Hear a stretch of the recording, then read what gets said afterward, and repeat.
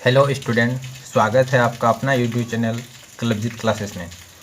Student, आज हम class 10 math triangle में सिमिलरिटी के बारे में स्टडी करेंगे।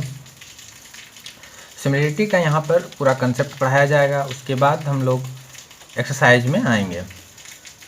तो चलिए शुरू करते हैं हम लोग सिमिलरिटी।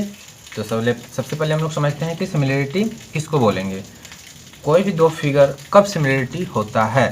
तो similarity of a figure, two figure are said to be similar if they have the same shape but में डिफर इन साइज। इसका अर्थ होता है कि शेप सेम होगा लेकिन साइज़ क्या होगा, डिफर होगा। जैसे कि हम लोग देख पा रहे हैं कि ये भी स्क्वायर है और ये भी स्क्वायर है। शेप क्या है, सेम है, लेकिन साइज़ छोटा बड़ा है, साइज़ डिफर कर रहा है। यानी कि आपस में ये दोनों स्क्वायर क्या है, सिमिलर है। सेम हम लोग इस इक्विलेटरल ट्रायंगल को देखते हैं, तो इसमें हम लोग देख रहे हैं कि शेप क्या है, सेम है, साइज छोटा बड़ा है, लेकिन ये दोनों ट्रायंगल क्या है, सिमिलर है। सर्कल में भी यही हम लोग, शेप सेम है, साइज डिफर कर रहा है, ये दोनों सर्कल क्या है, सिमिलर है। तो आइए हम लोग सिमिलर ट्रायंगल के बारे में जानते हैं कि कोई भी दो ट्रायंगल कब सिमिलर होता है। Two triangles are said to be similar if their corresponding angle are equal and corresponding sides are proportional। मतलब कोई भी दो ट्रायंगल अगर वो सिमिलर है तो उसका एक दूसरे से एंगल क्या होगा, इक्वल होगा। जैसे कि यहाँ पर हम लोग देख रहे हैं कि their corresponding angle are equal, मतलब एंगल ए एंगल पी का इक्वल हो रहा है, एंगल बी एंगल क्यू का इक्वल हो रहा है और एंगल सी एंगल आर का इक्वल हो रहा है। हम लोग उसी तरह देखते हैं कि their corresponding sides are in proportional. Corresponding sides भी क्या होगा, प्रोपोर्शनल में होगा।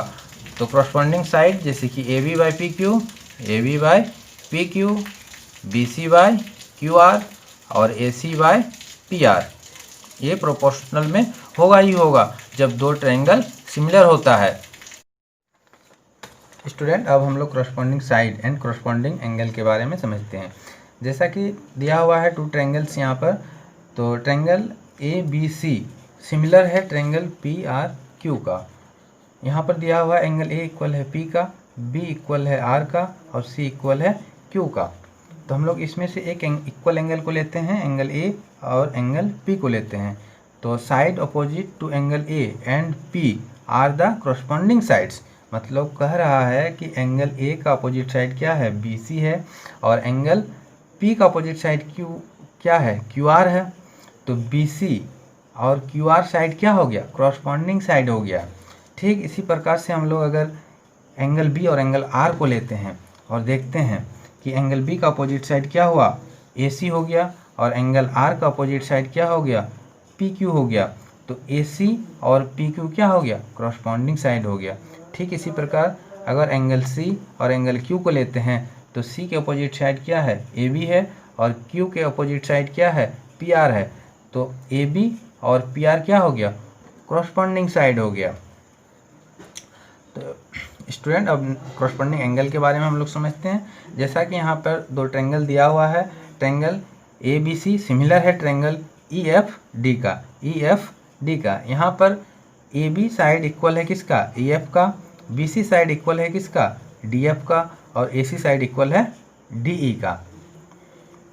तो अगर ये दोनों ट्रायंगल सिमिलर है, ये ट्रायंगल दोनों सिमिलर है, तो इसका साइड्स क्या होगा, प्रोपोर्शनल में होगा। मतलब ए बी प्रोपोर्शनल क्या होगा, ई एफ का, कि ए बी और ई एफ इक्वल है, B C proportional D F और ए सी प्रोपोर्शनल डी ई। तो इसमें से हम लोग एक लेते हैं रेशियो को, ए बी और ई एफ को लेते हैं। तो angle opposite to side A B equal to angle opposite to side E F. यहाँ बोल रहा है कि ए बी साइड का अपोजिट एंगल क्या है, सी है। इसी प्रकार ई एफ इस साइड का अपोजिट एंगल क्या है, डी है। तो सी और डी क्या हो गया आपका, सी और डी हो गया करस्पॉन्डिंग एंगल। ठीक, अगर हम लोग लेते हैं बी सी और डी एफ को, तो बी सी का अपोजिट साइड क्या हुआ, एंगल ए और डी एफ का अपोजिट साइड क्या, अपोजिट एंगल क्या हो गया, ई। तो एंगल ए और ई क्या हो गया, क्रॉसपॉन्डिंग एंगल हो गया। ठीक इसी प्रकार हम लोग ए सी और डी ई को लेते हैं, तो ए सी का अपोजिट एंगल क्या हो गया, बी, और डी ई का अपोजिट एंगल क्या हो गया, एफ। तो बी और एफ क्या हो गया, क्रॉसपॉन्डिंग एंगल हो गया। तो हम लोग स्टूडेंट क्रॉसपॉन्डिंग साइड्स और क्रॉसपॉन्डिंग एंगल के बारे में समझ चुके हैं। तो हम लोग कुछ अब इम्पोर्टेंट फैक्ट के बारे में पढ़ेंगे। तो इम्पोर्टेंट फैक्ट क्या है कि हम लोग कोई भी ट्रायंगल अगर सिमिलर कर रहे हैं तो उसको लिखने का सही तरीका क्या है। जैसे कि हम लोग देख पा रहे हैं यहाँ पर कि दो ट्रायंगल है ए बी सी और डी ई एफ, जिसमें से एंगल ए इक्वल है डी का, बी इक्वल है ई का और सी इक्वल है एफ का। तो इसको हम लोग सही ढंग से कैसे लिखेंगे, जैसे कि triangle A B C similar है ट्रायंगल डी ई एफ का। तो यहाँ पर हम लोग को देखना होगा कि एंगल ए किसका इक्वल था, एंगल डी का। तो एंगल ए इक्वल है एंगल डी का। इसी प्रकार बी किसका इक्वल है, ई का। तो बी इक्वल है ई का। और ठीक इसी प्रकार सी इक्वल है किसका, एफ का। तो एफ को हम लोग, कहने का अर्थ है कि अगर एंगल ए को हम लोग फर्स्ट में ले रहे हैं तो जो इसका एंगल ए का इक्वल है, एंगल ए का इक्वल क्या है, डी, तो डी को भी फर्स्ट में लेंगे। अगर बी को हम लोग सेकंड में ले रहे हैं तो हम लोग को जो बी का इक्वल एंगल है ई, उसको भी सेकंड में लेंगे। और सी जो हम लोग थर्ड में ले रहे हैं तो इसका जो इक्वल एंगल है क्या, एफ, तो हम लोग इसको भी थर्ड में लेंगे। यही है सही लिखने का तरीका। हम लोग इस तरह इसको नहीं लिख सकते हैं, ये गलत हो जाएगा। ये क्या हो गया, ये गलत हो जाएगा। इस तरह हम लोग नहीं लिखेंगे हम लोग। ठीक इसी प्रकार हम लोग सेकेंड फिगर में आते हैं।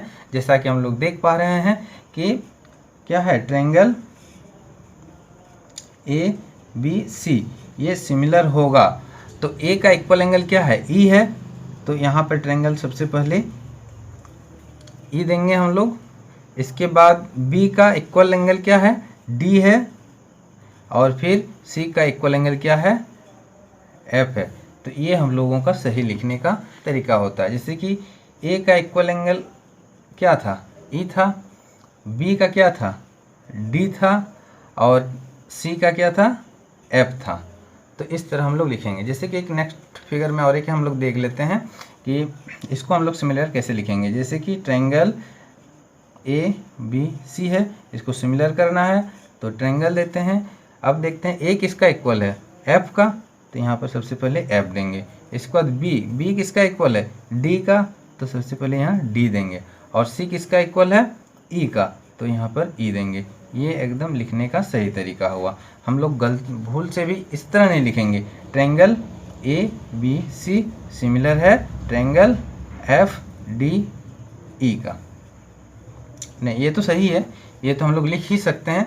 लेकिन ये वाला A B C similar triangle हो जाएगा एफ ई डी का, ये हम लोग नहीं लिखेंगे क्योंकि यहाँ पर बी ई का इक्वल नहीं है। अब हम लोग condition of a similar triangle के बारे में जानेंगे कि कोई भी टू ट्रायंगल को सिमिलर करने का कितना कितना कंडीशन होता है। तो सिमिलर करने का सिर्फ यहाँ 3 ही कंडीशन से हम लोग उसको सिमिलर कर सकते हैं। पहला है साइड एंगल साइड से, दूसरा एंगल एंगल या फिर एंगल एंगल एंगल एक ही है, और थर्ड हो गया साइड साइड साइड से हम लोग सिमिलर दिखा सकते हैं। तो पहला हम लोग आते हैं साइड एंगल साइड का। तो कोई भी ट्रायंगल को हम लोग साइड एंगल साइड किस प्रकार दिखा सकते हैं। मान लेते हैं ये दो ट्रायंगल है A B C and D E F, जिसमें से एंगल ए और एंगल डी इक्वल है और इसका जो साइड है क्या है, प्रोपोर्शनल में है। जैसे कि ए बी प्रोपोर्शनल किसका है, डी ई का है, और ए सी प्रोपोर्शनल क्या है, डी एफ है। तो A B proportional D E and A C proportional D F है। तो इस प्रकार हम लोग इसको लिख सकते हैं कि साइड एंगल साइड से ये ट्रायंगल क्या है, सिमिलर है। तो triangle A B C similar है हो गया किसका, ट्रायंगल डी ई एफ का हो गया। ठीक है, अगर नेक्स्ट में हम लोग आते हैं एंगल एंगल या फिर एंगल एंगल एंगल में आते हैं। जैसे कि यहाँ पर दो ट्रायंगल दिया हुआ है जिसमें से एंगल ए इक्वल है किसका, डी का इक्वल है, और एंगल बी इक्वल है एंगल ई का इक्वल है। तो हम लोग इसको एंगल एंगल से हम लोग इसको सिमिलर दिखा सकते हैं। तो triangle A B C similar हो गया डी ई एफ का। और यहाँ पर हम बता देना चाहते हैं कि एंगल कोई भी ट्रायंगल का अगर 2 एंगल इक्वल है तो थर्ड एंगल भी क्या होगा, इक्वल होगा। या फिर हम लोग इसको एंगल लिखे या फिर एंगल लिखे, कोई दिक्कत नहीं है। तो नेक्स्ट थर्ड में आते हैं हम लोग, देखते हैं कि यहाँ पर 2 ट्रायंगल दिया हुआ है जिसका सभी साइड एक दूसरे से क्या है, प्रोपोर्शनल में है। जैसे कि A B side P Q का प्रोपोर्शनल है, B C side Q R का प्रोपोर्शनल है और A C side P R का प्रोपोर्शनल है। तो इस प्रकार साइड से हम लोग इसको सिमिलर दिखा सकते हैं। जैसे कि triangle A B C similar हो गया ट्रायंगल पी क्यू आर का।